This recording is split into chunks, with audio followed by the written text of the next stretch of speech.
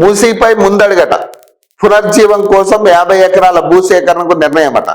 Notification జారీ చేసిన MRDCL అట. 21 కిలోమీటర్ల మార్గంలో భూముల గుర్తింపట. నదికి ఇరువైపులా 50 మీటర్ల మేర బఫర్ జోన్ అట. TDR రూపంలో నిర్వాసితులకు నష్టపరిహారం అట. మూసీ పునర్జీవం ప్రాజెక్టులో కీలక ముందడుగు పడిందట. హిమాయత్ సాగర్ నుంచి గాంధీ సరోవర్ బాపు ఘాట్ వరకు 9.2 కిలోమీటర్ల పరిధి, ఉస్మాన్ సాగర్ నుంచి బాపు ఘాట్ వరకు 11.8 కిలోమీటర్ల పరిధిలో 50 ఎకరాల భూములను సేకరించాలని Musi river front development corporation limited నిర్ణయించింది.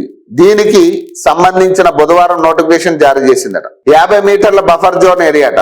హైదరాబాద్, రంగారెడ్డి, మేడ్చల్, మల్కాజ్గిరి జిల్లాలోని 14 మండలాల పరిధిలో గండిపేట్ నుంచి గౌరెల్లి వరకు 55 మీటర్ల మార్గంలో మూసి ప్రవహిస్తుందని, ఈ 55 కిలోమీటర్ల మార్గంలో నదికి ఇరువైపులా 50 మీటర్ల బఫర్ జోన్ ఏరియాను సేకరించాలని ప్రభుత్వం నిర్ణయించింది. ఈ ప్రాంతాల్లో నది జీవవర్ణం అర్బన్ ల్యాండ్స్కేపింగ్ పనులు చేపట్టాలని ప్రభుత్వం నిర్ణయించిన విషయం తెలిసిందే అని, మూసీ నది శుద్ధీకరణతో పాటు ఇరువైపుల పర్యాటక కేంద్రాలు, ఉద్యానవనాలు, అంతర్జాతీయ ప్రమాణాలతో కూడిన మౌలిక సదుపాయాలను కల్పించడమే లక్ష్యంగా ప్రభుత్వం ప్రణాళికలు రూపొందించింది. భూసేకరణ ప్రక్రియ వేగవంతం కావడంతో త్వరలోనే క్షేత్రస్థాయిలో నిర్మాణ పనులు ప్రారంభమయ్యే అవకాశం ఉందని అధికారులు చెప్తున్నారట. తెలంగాణ ప్రభుత్వం ప్రతిష్టాత్మకంగా చేపట్టిన మూసీ పునర్జీవానికి తొలి అడుగు పడింది.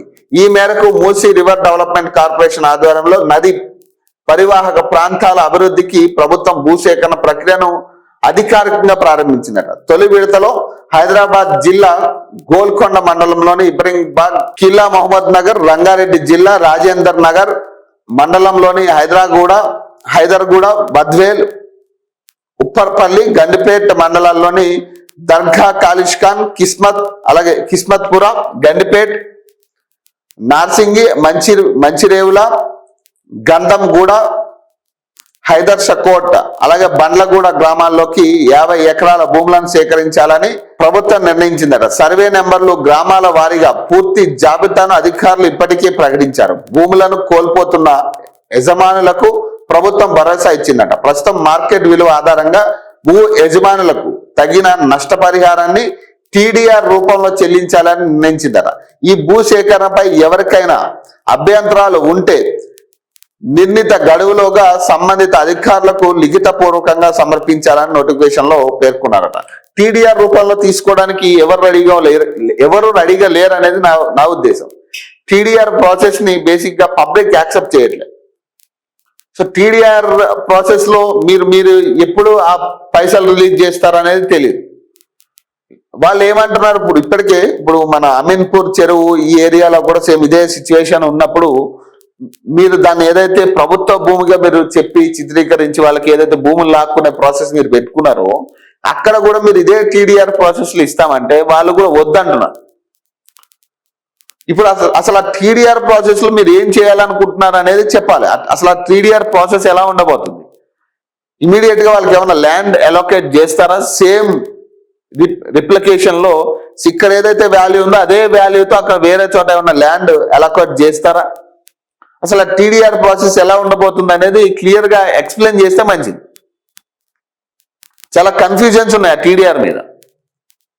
కాబట్టి దాని మీద ఎక్స్ప్లెయిన్ చేసి కనీసం చెప్పగలిగే అవగాహనకి తీసుకొచ్చే ప్రయత్నం చేస్తే ఇంకా బెటర్. TDR రూపంలో పరిహారం అట.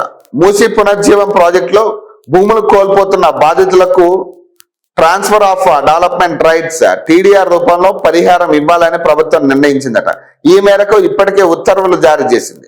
చెరువుల FTL, నదుల MFL పరిధిలోకి వచ్చే భూములను సరెండర్ చేస్తే వాటికి 200% TDR, చెరువులు, నదులు బఫర్ జోన్ల పరిధిలోని భూములను ప్రభుత్వానికి అప్పగిస్తే 300% బఫర్ జోన్కు వెలుపల ఉన్న అంటే జలాశయాలకు పరిరక్షణ, అలాగే అభివృద్ధి, ప్రజా ప్రయోజనాల ప్రాజెక్టు కోసం రోడ్డు విస్తరణ పనులు. సో భూములను సరెండర్ చేస్తే గనక 400% ఇస్తారు TDR. ప్రైవేట్ భూముల్లో నాలాల వెడల్పు పనులు చేపట్టడానికి రెవెన్యూ రికార్డులో సూచించబడిన నాలాలు భూములను ఇస్తే వాటికి 400% TDR రూపంలో నష్టపరిహారం చెల్లించాలని ప్రభుత్వం నిర్ణయించిందట.